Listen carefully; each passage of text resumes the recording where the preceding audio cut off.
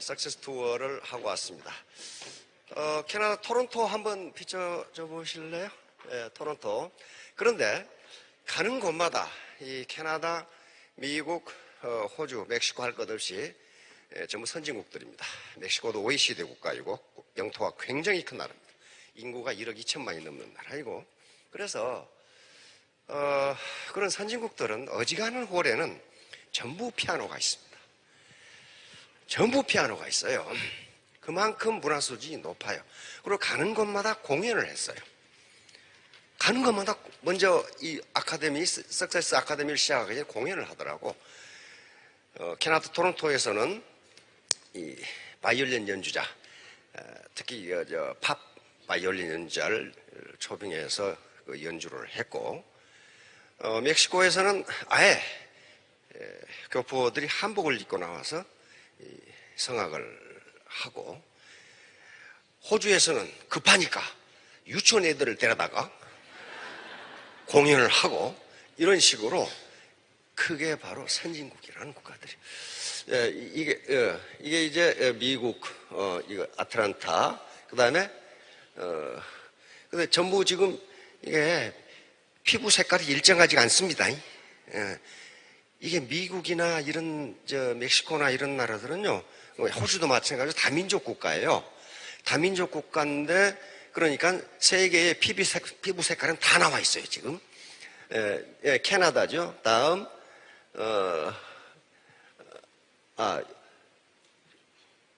여기 어디야? 여기가 저 뉴저지네. 뉴저지. 얼굴들이 다양하죠. 어디서 본 것처럼. 그 다음에 또 하나 비춰줘봐요. 여긴 또 어디야? 어딘지도 모르겠네. 하도 많이 갔다. 플로리다네. 예, 플로리다. 다음, 여기 어디야, 이거? 여긴 또. 뉴저지네. 야, 뉴저지.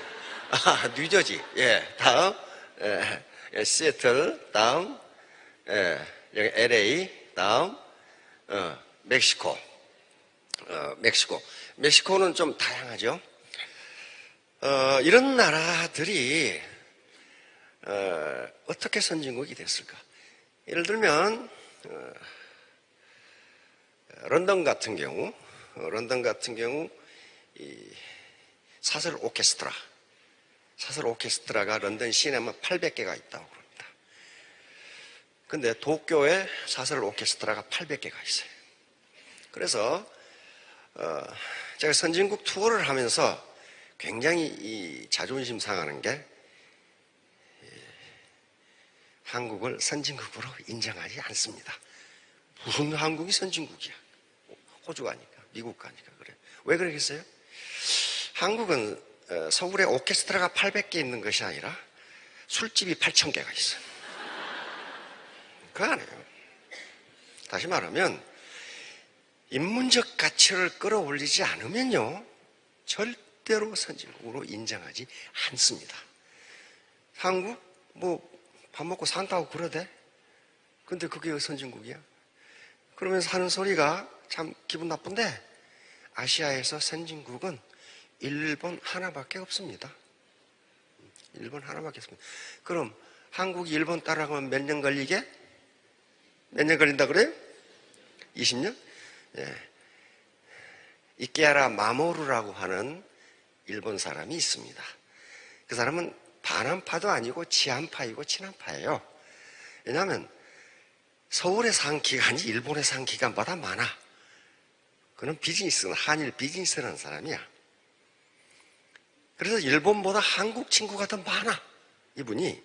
그런데 이분이 내가 한국인들을 위해서 책을 하나 써주고 가야 되겠다. 책 제목이 혹시 아시는 분? 혹시 실수해가지고 보신 분? 안 계시죠? 맞아 죽을 각오를 하고 쓴 한국인 비판이에요. 맞아 죽을 각오. 제가 읽어보니까 맞아 죽기 딱 맞게 생겼더라고, 내용이. 그런데 그걸 전에 우리 김종필 자민련 총재님 기억나시죠, 어르신들? 그분이 수만 권을 사서 자민련 당원들에게 전부 읽어보라고 돌린 책이에요. 최근에 다시 읽어보니까 이분이 왜 내가 이 책을 쓰게 됐는가? 내가 맞아 죽을 각오를 하고 이 책을 쓴다. 그러면 썼어요. 뭐라고 시작하냐면은 한국의 자기 친구들이 나를 만날 때마다 맨 먼저 묻는 말이 있다. 그 말이 무슨 말이겠어요? 혹시 눈치채신 분?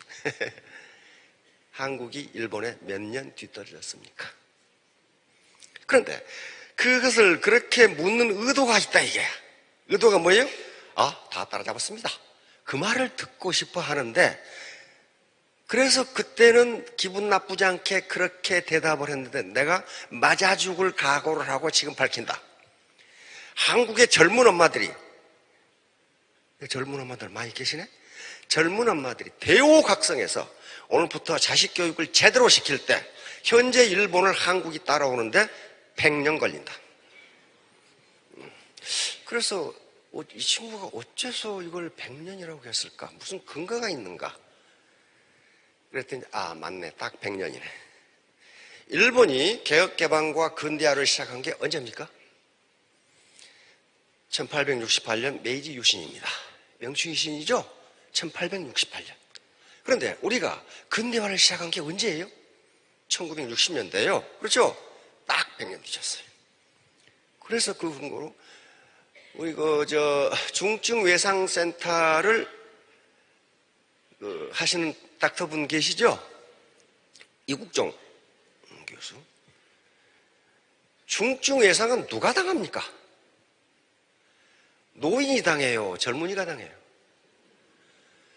근로 현장에서 30대, 40대 젊은이가 위험한 일을 하다가 중증외상을 당합니다. 그렇죠? 그런데 중증외상센터가 지금 어디 있어요? 서울대학병원에 있어요? 없죠? 연세대학병원에 있어요? 세브란스에? 없죠? 고대병원에 있어요? 없죠? 아주대병원에 있어. 그러니까 중증외상을 당한 30대, 40대는 나라의 중추예요. 나라의 허리라고 이게. 그런데 그걸 치료할 센터가 없어. 그런데 중증외상이니까 어때요? 즉각 치료하지 않으면 죽어. 왜? 출혈 때문에. 그렇죠? 건설 현장에서 떨어졌다. 기계에 엄청 크게 다쳤다. 그 다음에 우리, 외항선 선장님처럼 총을, 난사대에서 총을 여러 발 맞았다. 그러면 어때요? 출혈 때문에 돌아가셔. 그렇죠?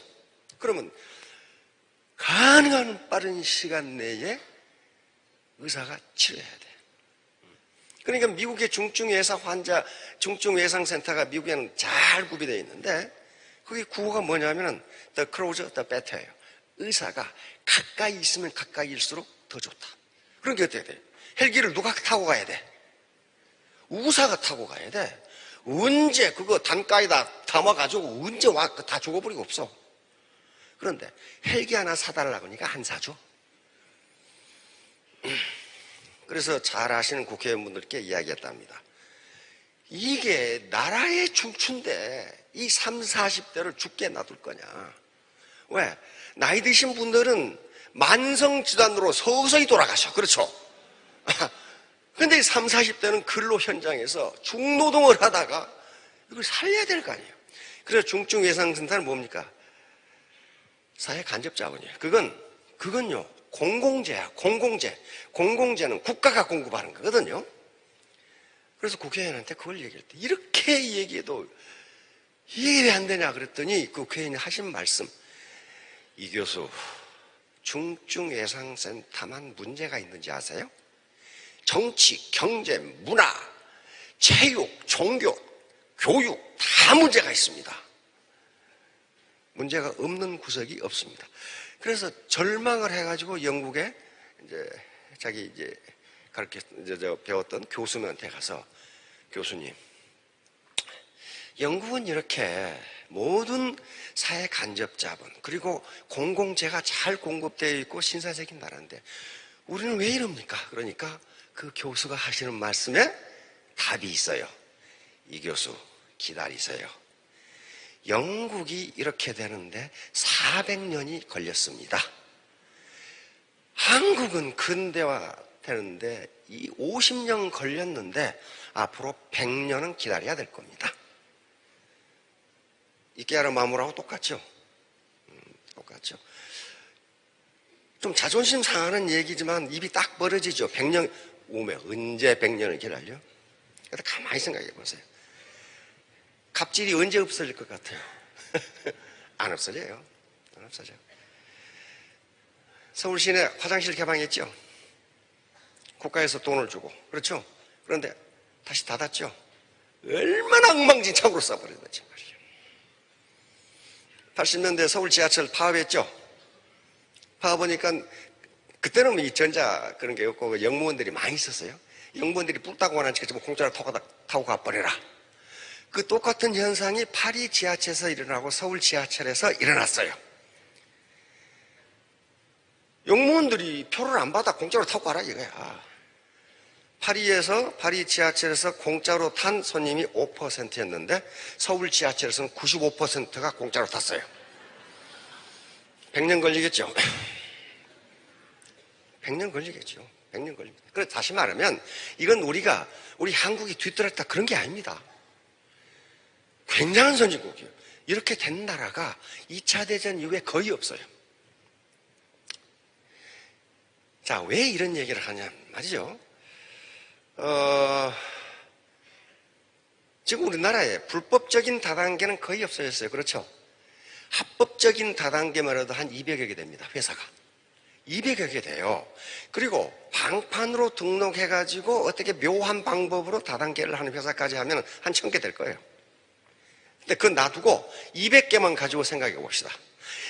200개 회사의 마케팅 플랜이라든가 그 회사를 다 분석해서 경험을 해보고 판단한다. 그럼 몇 년 걸려요?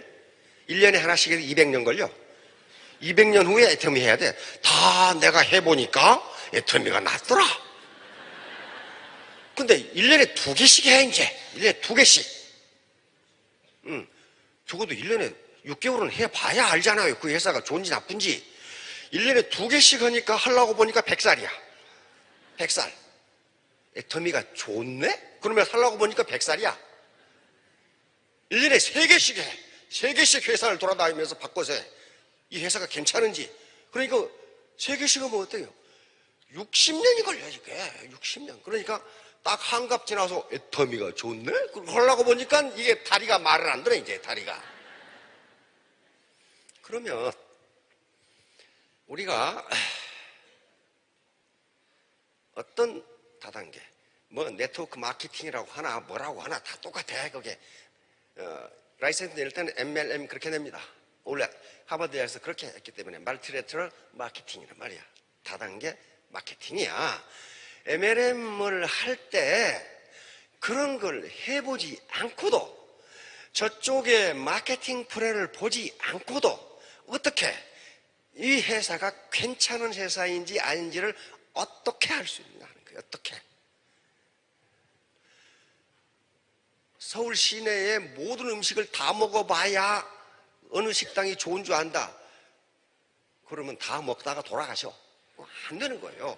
그래서 저는 통상 요즘 그런 문제가 많이 나오고 있으니까 3가지 기준을 가지고 판단을 해보시면은 이 회사가 할 만한 회사인지, 이 회사가 잘 나가다가 곧 망할 회사인지, 유명무실하게 될 회사인지, 100년을 갈 회사인지를 알 수가 있어요.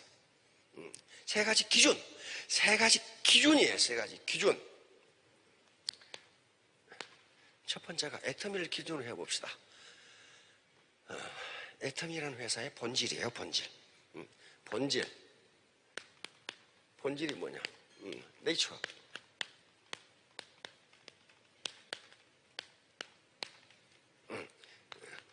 애터미.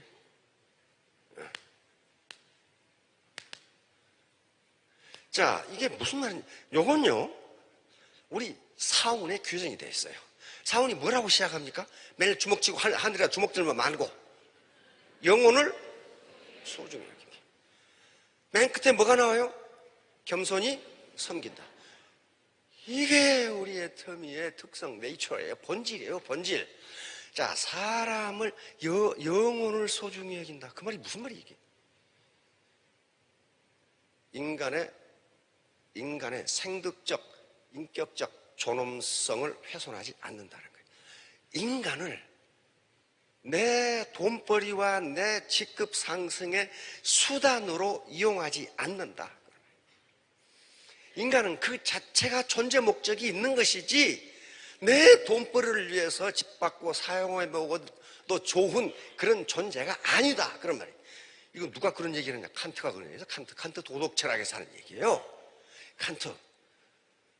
그러니까 스폰서가 내 파트너들을 이용해서 내 돈벌이를 하겠다고 덤비는 사람이 있으면 그건 뭐예요? 애터미의 설립 이념, 경영 철학을 위반하는 사람이에요. 위반하는 사람이에요. 그러니까 우리가 재심합력하라고 하는 거, 내 능력은 1%밖에 안 된다고 하는 것, 혹시 여기 직급 높으신 분이 내가 똑똑해서 직급 올라가고 내가 똑똑해서 월 5천만 원씩 번다고 생각하면 큰 착각입니다. 왜 큰 착각이에요? 애터미 시스템을 떠나보세요. 그 사람이 애터미 시스템을 떠나면 어떻게 돼요? 예, 서울역 앞에 숙자씨가 된다고. 능력 없는 거예요. 그럼 능력 1%라는 게 정략, 그것이 아니에요. 그런 말을 하는 게 아니라고. 지금 물이 100도에서 끓는데 99도에서 어떻게 돼요? 안 끓어요. 1%, 1도가 있어야 돼요. 내 능력 1%라는 게 그게 100%일 수 있다, 이 말이에요. 그럼 다른 사람도 마찬가지 아니에요. 그런데 애터미는 어떻게 해요? 영혼을 소중히 여긴다고 선언을 했어요. 선언. 그러면 우리 박 회장님 얼굴이나 제 얼굴을 보세요. 이 도덕적으로 생겼어요, 이게? 이게 마음이 안 변하게 생겼냐고요. 언제 마음이 변해가지고 사업자들을 이용해서 돈벌이를 해야 되겠다, 그렇게 바뀔지 몰라요. 모르죠? 인간의 마음을 들여다보는 것은 인간의 영역이 아닙니다. 그건 신의 영역이에요. 나도 나를 몰라. 내가 나를 모르는데 네가 나를 알까? 뭐 그런 노래 있잖아요. 뭐 탑탑탑 뭐 그런 거 있잖아요. 몰라요. 자, 그러면 왜 이런 인간의 영혼을 중요시 여긴다고 했을까? 설립자가 매우 도덕적이어서? 경영자들이 매우 도덕적이어서? 뭐 그럴 수도 있어요. 그러나 그 도덕성은 언제든지 변할 수 있습니다. 뭐 앞에서? 뭐 앞에서? 돈 앞에서. 이익 앞에서 변할 수 있어요. 그런데 이렇게 사물을 정한 것은 이렇게 하는 게 이익이기 때문에 그랬어요. 매우 도덕적이어서 그런 게 아닙니다. 이렇게 하는 게 이익이에요. 다른 사람을 내 목적 달성을 위한 수단으로 이용해 먹기 시작하면 금방 들통이 나요. 반드시 쌈박질이 일어나. 그 기업은 오래 못 갑니다. 자, 두 번째 핵심입니다. 애터미 사업의 핵심이에요. 코어 오브 애터미 비즈니스. 애터미 사업의 핵심이 뭐예요? 대중명품이에요. 대중명품. 즉 절대 제품, 절대 가격이라고. 다시 말하면 제품의 가성비가 높은 거예요. 여기 아름다운 이 숙녀분, 루이비통을 사실 때 루이비통 회장님 생각하고 사세요? 회장인지 나발인지 그건 모르겠고 루이비통이 좋아서 사는 거예요. 안 그래요? 해모임을 사실 때 애터미 회장 얼굴 체면 봐서 사주시냐, 그런 말이에요. 천만의 말씀. 그렇지 않아요. 소비자는 냉엄합니다. 가성비가 높은 걸 사게 돼 있어요. 그래서 대중명품 메스티지, 메스 플러스 프레스티지죠. 원래 대중이라는 말과 명품이라는 말은 자체 모순이에요. 자체 모순이 그 단어를 합할 수가 없어요. 대중적인 것은 명품이 아니에요. 명품인 것은 대중적이 아닙니다. 그래서 그 두 단어를 합한다는 게 그렇게 쉬운 일이 아니에요. 그런데 애터미가 지향하는 바는 대중명품이에요. 대중명품이라고요. 메스티지예요, 메스티지. 그러니까 요게 우리 말굽 회사는 마케팅 플랜이 좋다, 뭐 준다. 그거요, 마케팅 플랜이 아무리 아름다워도 재구매가 일어나지 않으면 그거 헛방입니다, 헛방. 재구매가 일어나지 않아서 파이가 작은데 그 마케팅 플랜이 아무리 아름다운들 그거 어디다 쓰냐고요? 마케팅 플랜은 재구매가 일어나서 파이가 커진 다음의 문제예요, 이건. 다음의 문제라고요. 그래서 애터미 사업의 핵심은 대중명품이에요, 대중명품. 가성비가 대단히 높아요. 가치대 그 성능이 대단히 높다고요. 저도 그래서 애터미 제품 다 쓰고 있거든요. 우리 손자들까지 다 써요. 우리 손자들 쓰는 게 뭐가 그렇게 대단하냐? 대단해요. 전부 아토피가 있어, 얘들이. 어떻게 묘하게. 그래서 난 그 책임을 우리 며느리한테 돌리고 있어. 아이, 이 며느리가 말이야, 의상학과를 나와가지고 서울에서 디자인 했단 말이에요, 디자인. 의류회사 디자인. 그런데 의류회사의 그 디자이너는 35세가 할머니라네? 워낙 밑에서 많이 밀려오니까 35세의 팀장이 되지 않으면 그거 나가셔야 된대. 그런데 월급이 없어. 월급을 어떻게 줍니까? 디자인 혹시 해보신 분 계시죠? 월급 안 줘요. 뭘로 줘요? 성과급이에요. 네가 디자인하는 게 얼마나 팔리냐요. 그건 디자인회사 사장의 입장에서는 정당한 겁니다. 그렇죠? 개떡같이 디자인해놓고 본 것만 받아가. 안 되는 거예요. 그러니까 밤새도록 퇴근도 안 하고 디자인을 해. 그 나오는 디자인은 개떡이야. 그래서 우리 며느리는 그만뒀어. 팀장이 못했거든. 그런데 서울에서 그렇게 있으면서 스트레스 쌓이니까 뭘 먹어요? 야식. 야식을 계속 먹어. 그 인스턴트 있죠? 그래서 나하고 우리 마누라는 아토피가 없어. 없을 수밖에. 옛날에 인스턴트가 어딨어? 눈깔 사탕밖에 더 있어요? 그것도 못 사 먹었거든. 근데 그러다 보니까 이 손자들이 다 아토피야.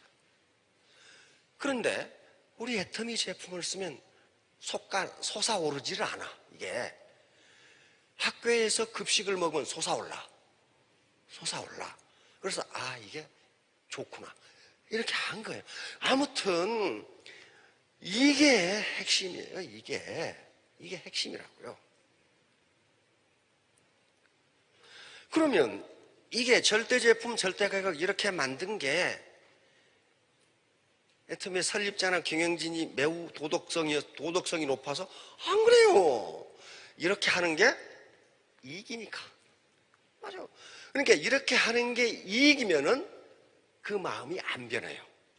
그러나 도덕적으로 그렇게 한다면 그것은 이익 앞에 언제든지 무너질 수 있어요. 그래서 영혼을 소중히 여긴다. 즉 다른 사람을 내 돈벌이나 직급 상승의 수단으로 이용하지 않는다. 그 다음에 가성비가 대단히 높은 메스티지 제품을 공급한다. 어제 요거 봤죠? 이건 도덕적인 인간들이어서 그런 게 아니라 영리한 인간들이어서 그래요. 경영진이 그렇게 하는 게 유리하니까, 좋으니까. 그러니까 앞으로 안 변해요.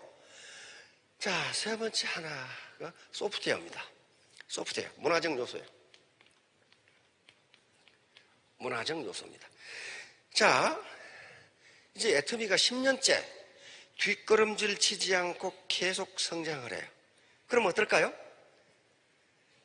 안 그래도 일자리도 없는데 다단계가 수없이 나올 겁니다. 그런데 최근에 나온 다단계는요, 전부 애터미를 그대로 모방해요. 그대로. 하드웨어를 그대로 모방한다고요. 이게 좋은 일이에요, 나쁜 일이에요? 좋은 일입니다. 그대로 모방해서 MLM 비즈니스의 생태계가 좋아진다면 모두에게 이익이 돼요. 모든 사람은 경쟁이 있어야 됩니다. 경쟁 없으면 도태돼요. 그렇죠? 도태돼요. 그런데 애터미를 그대로 모방하지만 소프트웨어, 문화는 모방할 수가 없어요. 절대로 모방할 수 없어요. 우리 국민소득이 3만 불이 됐잖아요.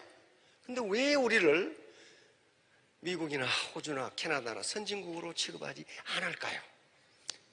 바로 국민의 민도, 이 문화 수준이 따라가지 못하니까 그래요. 따라가지 못하니까 그래요. 그래서 이 문화는 애터미의 3대 핵심 문화 핵심 3대 핵심 문화. 그래가지고 원칙 중심의 문화, 동만 성장의 문화, 나눔의 문화 뭐 외우실 거예요. 거기서부터 외연적으로 확장해 가는데 그것이 뭐가 됐건 간에 그 문화의 속성이 사회 통념에 위배되어서는 안 되고 인류 보편적 가치에 합당해야 돼요. 그렇지 않으면 그것은 고급 문화라고 할 수가 없어요.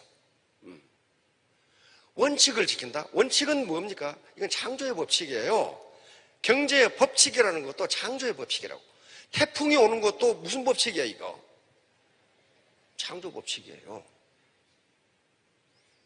어디 과학기술이 아무리 발전해도 태풍을 장풍으로 막아버린다? 불가능합니다. 불가능해요. 불가능하다고요. 그럼 왜 창조법칙 중에 태풍이라는 게 있을까요? 그게 있는 게 인류에게 좋기 때문에 있는 거예요. 뭐가 좋아요? 태풍이 지나가면 단기적으로 손실이 있습니다. 그렇죠? 간판이 날아가, 뭐 뚝이 무너져, 무엇이 또. 태풍이 지나가면서 뭘 뒤집어놔요? 바다를 뒤집어놔요. 그래야 바다가 살아. 그게 창조법칙이에요. 창조법칙. 자, 그러니까 이제 애터미가 지속 성장을 하니까 애터미를 닮은 많은 다단계 회사가 생겨날 겁니다. 앞으로도.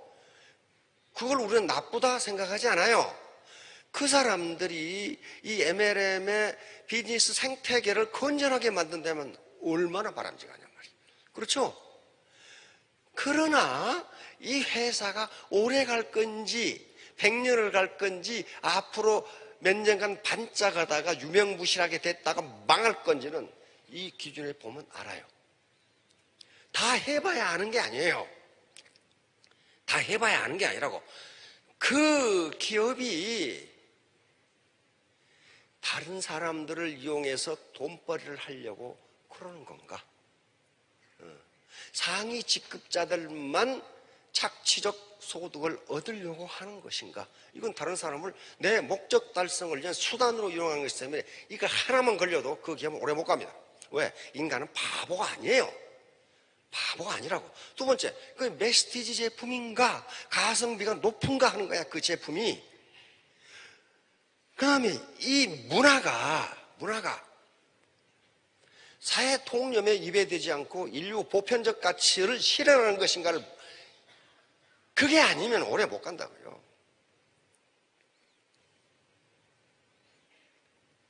사이비 교단들이 많아요.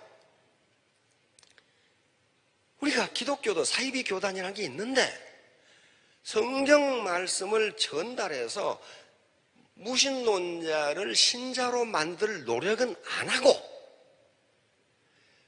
잘 하고 있는 옆에 교회에 가서 그놈을 빼올라 그래. 쏙싹 끓여가지고 우리 교회에 오면은 빵 준다? 뭐 이래가지고 우리 교회에 오면은 사탕주 주걸랑? 뭐 이래가지고. 그건 뭐예요? 사회 통념이나 인류 보편적 가치에 위반되는 겁니다. 그런 문화는. 그거 오래 못 가요. 오래 못 가. 그런데 이번에도 그런 일이 있었어요. 그래서 뭐 녹음도 저것끼리 전화해가지고 말이야, 뭐 녹음해놓은 거 들어보고 참 다행이다 하는 걸 느꼈어. 이분들이 제 발로 나가준 게 얼마나 다행인가. 얼마나.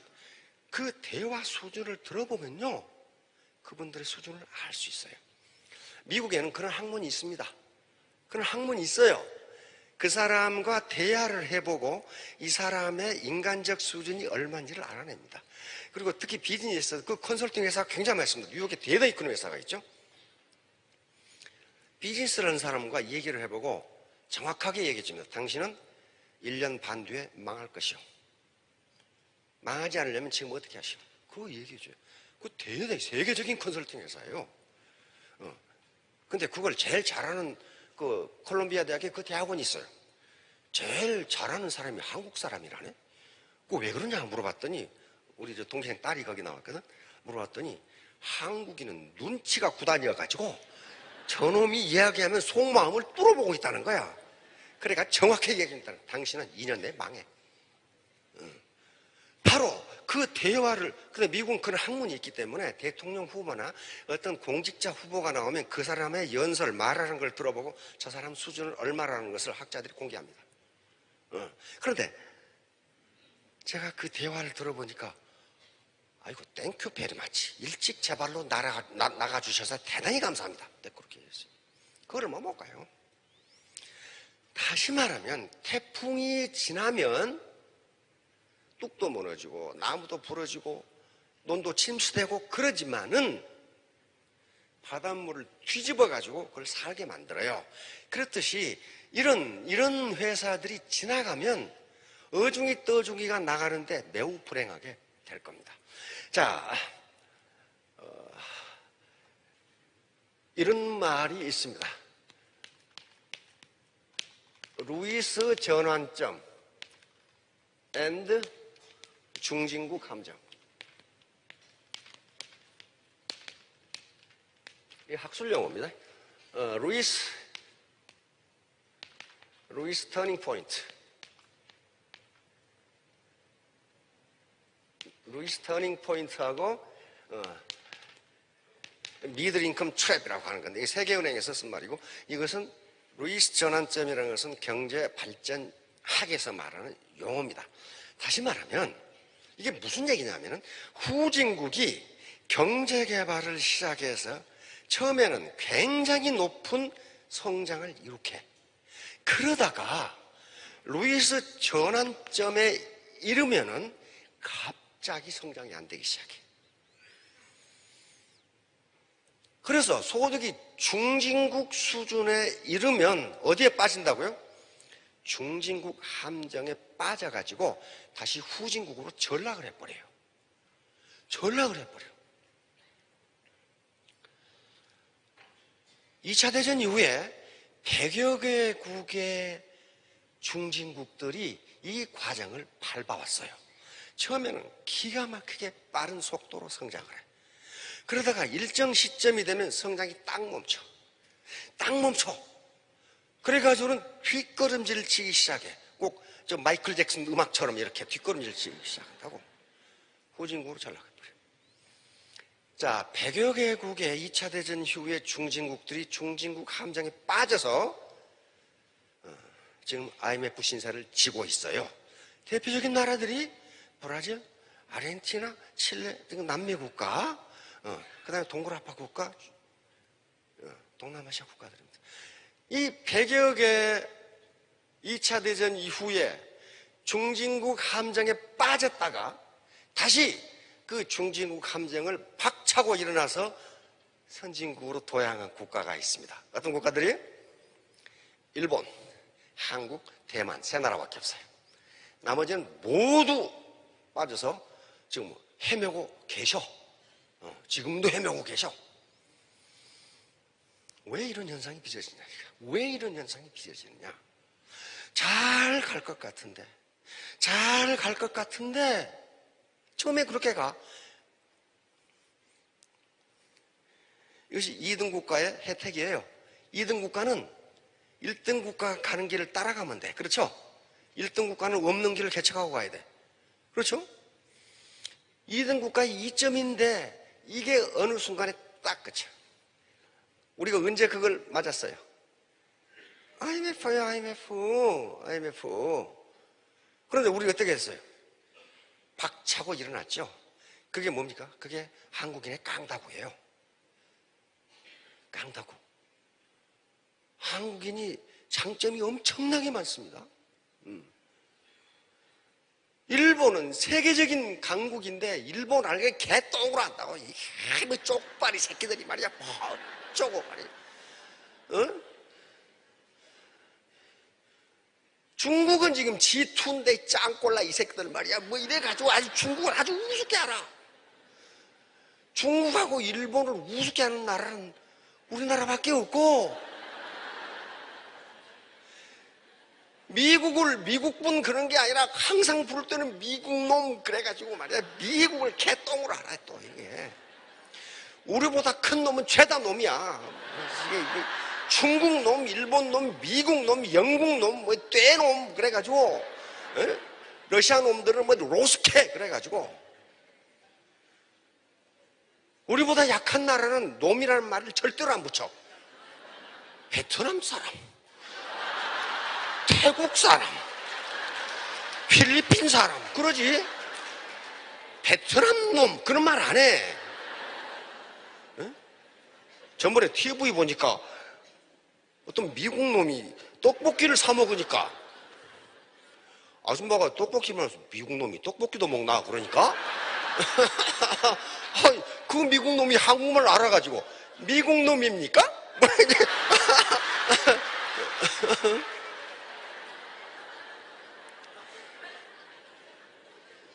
다시 말하면 그 깡닭으로 IMF를 이겨낸 겁니다. IMF를 이겨내요. 그 말은 무슨 말이에요?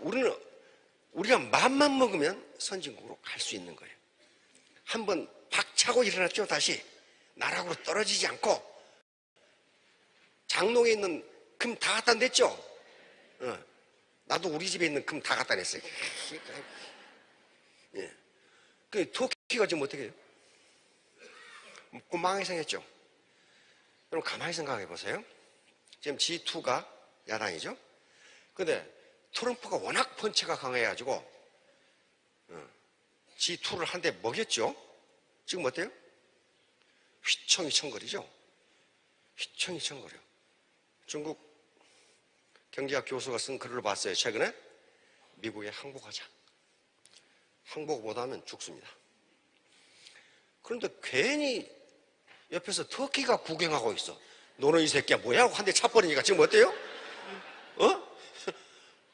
얘 IMF 가게 생겼는데 IMF를 누가 장악하고 있어요? 미국이 장악하고 있어. 돈 안 줘요. 그거 망해. 그런데 소련이 찝쩍거려. 그러니까 어때요? 한 대 갈겨버렸죠. 왕창 망해버리죠. 소련을 갈겨버리는 방법, 무슨 방법이 있을까요? 잘 모르시죠? 소련은 석유를 팔아서 재정을 유지하는 국가입니다. 그럼 어때요? 석유 가격을 떨어뜨려버려. 모든 석유는 미 달러화로 결제가 됩니다. 해외 가서 카드 쓰지요. 카드. 마스터카드 비자. 뭘로 결제가 돼요? 달러로 결제가 돼요. 세계 돈을 장악하고 있어요. 그러니까 미국에서 셰일 석유가 나오면서 석유 가격을 떨어뜨려 보니까 러시아에 어때요? 재정이 파탄돼버려요. 그럼 누가 망해버려요? 베네수엘라가 망해버려요. 세계 석유 매장량 3위거든요. 지금 300만씩 도망가죠. 엑소더스야. 망해버려요. 말을 안 들었거든. 미국에 말을 안 들어보니까 저쪽으로 G2를 향해서 어퍼컷을 하나 날리고 구경하고 있는 터피를 발로 차버리고 밑에서 껍죽거리는 베네수엘라를 헤딩으로 받아버리니까 전부 제정신이 아니야 지금. 다 죽어요. 왜 그래요? 미국이 소프트 파워 때문에 그렇습니다. 문화 때문에 그래요. 미국의 문화를 따라갈 수가 없어요. 따라서 개인이건 회사건 또는 내 센터건 내 라인이건 간에 일정 시점까지는 매출이 늘지만은 더 이상 늘어서 임페리얼이 되려면은 그 문화 수준, 그 인식 수준을 높이지 않으면 절대로 불가능해요. 왜? 쌈박질이 벌어져. 그때부터 쌈박질이 내가 네 시다바리가 그러면서 이게 꼭 장동근이가 그 친구의 산 것처럼 있잖아. 내가 네 시다바리가 시다바리 아니거든 이게.